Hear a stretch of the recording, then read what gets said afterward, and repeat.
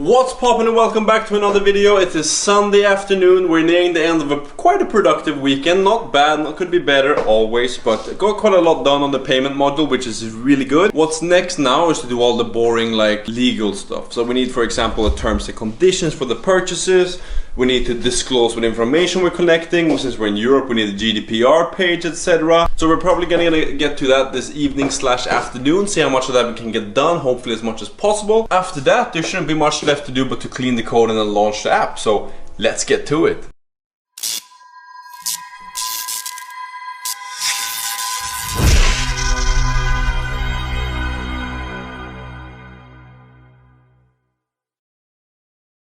So I started off with doing all of the legal stuff that we need. Since we're in Europe, there's also quite a lot of complicated stuff like the GDPR, where you have to disclose how people can delete your information, how much information you're collecting, what you're using it for, etc. There's a lot of red tape. However, there are quite a few good services actually where you can find all of the details which you need, and you can also get help writing these things. So I found this service called Termly, where you can pay a very simple, cheap fee in order for them to generate like your legalese, so they can help you generate a user agreement, which is something that you need on both the Play Store and the App Store, so I use that. They can also help you generate the privacy policy, which is essentially also a GDPR agreement, since you could tick that and then it will generate one for Europe as well, which I used, which was super helpful. So with the help of those two services, I managed to make two texts, one which is a user agreement, one which is the terms and conditions.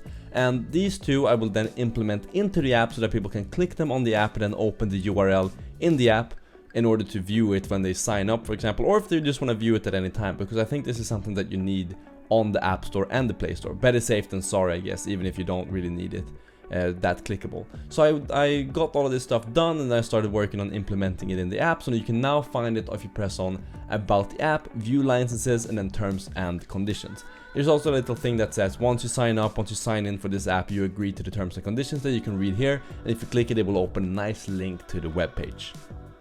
Something which I will also have to do for the app is marketing and get it in the hands of users, which is something that you always need to do. And something which I've always found useful, where there's a lot of people who have a lot of expertise and they're willing to help for free, surprisingly, is Reddit. So I went to Reddit and I found some relevant subreddits like entrepreneur or iOS programming or app building, or those kinds of stuff, where there will essentially be people who have done what I'm trying to do now before. So I was gonna see if I can ask them a question, and then if some people will answer and provide a little bit of a simple advice for me to market my app. So I put up a simple question that just said, hey, I don't have a lot of budget, I have some budget, but I'm trying to market my app, and this is what the kind of app it is, this is who I'm trying to reach. What is your best advice? How would you advise me to reach as many people as possible? And do you have any other general pointers which you can advise that I use for my app marketing? So I did that, sent out to about 7 subreddits. Let's see what kind of answers we got. Okay, so it's been a couple of days since the video that you last saw, where we've received some Reddit replies, we've done some stuff, we've done some work, and gotten some stuff done. So as you saw, I made that whole Reddit post where I was asking people for advice on free marketing or cheap marketing that I could do for the app in order to get downloads, so I can get revenue, so I can buy more stores, I can do more revenue. It's a never-ending cycle. I'm always so surprised about how helpful people actually are. There's so many people out there on just Reddit that just want to help a stranger. They have no clue who I am, they receive nothing for it, but they just want to give me free advice. And I'm not like, why are people so nice? It's crazy. But I got a lot of replies, some really good ones, some really strange ones. I'm not really sure what these were all about. Like, one was some kind of poetry, the other one was just, explaining the very, very basics. I'm not sure if that was a joke or what it was, but whatever. The main 4 categories that I could fit these pieces of advice into were: number 1, ASO, App Store Optimization. And essentially what App Store Optimization is that it's SEO for your app on your App Store, essentially.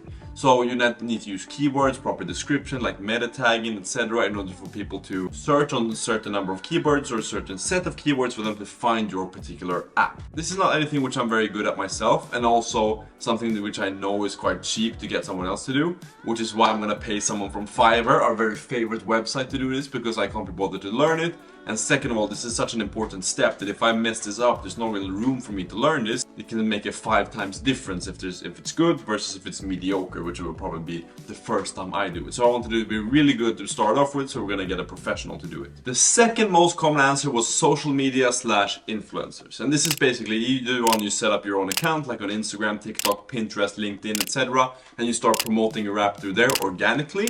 And that's one part of it. And then there's also influencers, which is where you pay people to advertise your app essentially. So they will show a little like snippet of your app and say, okay, download this, use my code, you get this much discount, etc. Or they just display it. And I think this is quite a good way to get started, because one, it will seem very genuine if you find smaller people, which I will have to do in the beginning since they're a lot cheaper. And second of all, because you'll be able to find a very relevant audience relatively easily, instead of having to do that yourself organically. So I'm gonna do a combination of those, where I have social media accounts myself, where I start promoting stuff for the app, and also where I pay people or give them the app for free for them to do it, or maybe someone's just really generous and they want to do it for free because they're a mommy blogger and they have 800 followers and they just want to do something fun. The third most common answer was blog posts. And this is where I put on my website a blog where I write random articles, for example. You put like the benefits of children's audio stories, or 10 famous children's stories authors, or why bedtime stories are good. Simple things like that that will lead a relevant audience into my funnel, like the very top of my funnel, and then filter them down through where they download the app and then convert in it. Yeah, I made a little bit of a blog plan where I just came up with some brainstorm, some basic titles. I set up a structure and all of that stuff, which is all good to go now.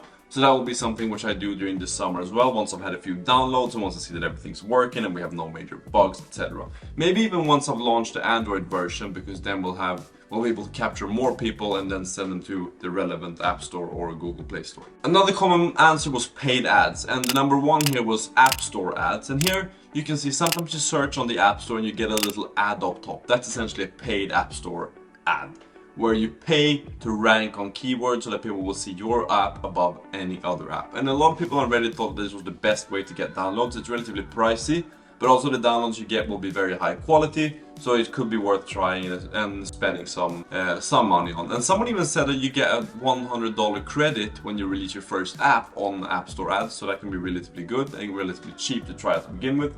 So that's definitely something that we're gonna do. Then there were some other tips like Reddit ads, Google ads, Facebook ads. I think we're gonna make those secondary and explore those as we develop, and then maybe as we get more money later on. But right now I think we're gonna stick to being as cheap as possible, since we don't have a lot of cash left, and also it's a bit more fun that way, essentially. Based on all of this, I made a little bit of a marketing plan in Confluence where I set up, everything that I'm gonna do. I prioritized it over the timeline that I'm gonna do it.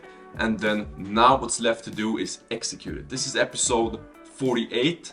Next one is 49, where we have some marketing stuff to do more, and we also have some legal stuff to do, like terms and conditions, users, blah blah blah blah blah. And after that, for episode 50, I can't believe how well timed this turned out to be. We're gonna submit the app for App Store review and have it released on time as well, which is unbelievable. I thought that these projects never happen on time, but we have gone and done it. And I think a big part of that is because I've recorded this whole process. So I've been like accountable. How do you say that? Accountable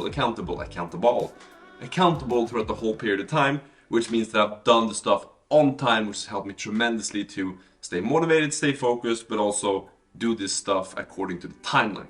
So with that said, we now have a little bit of a better idea of how we're gonna market this. So there's gonna be separate videos on all of those campaigns, like the YouTube campaign, the blog, the Instagram, the TikTok, the Reddit, the App Store ads. We're gonna make separate videos on all those things, which is gonna be interesting to see which one has the best result, which one is free, which one costs money, etc. So stay tuned for that. But if you wanna see what the launch is like, what this turns out to be, or you just wanna follow this whole journey, then don't forget to subscribe, leave a like down below, and turn on that little bell so that you're notified when these videos come up. And with that said, thank you so much for watching. See you in the next one. Peace.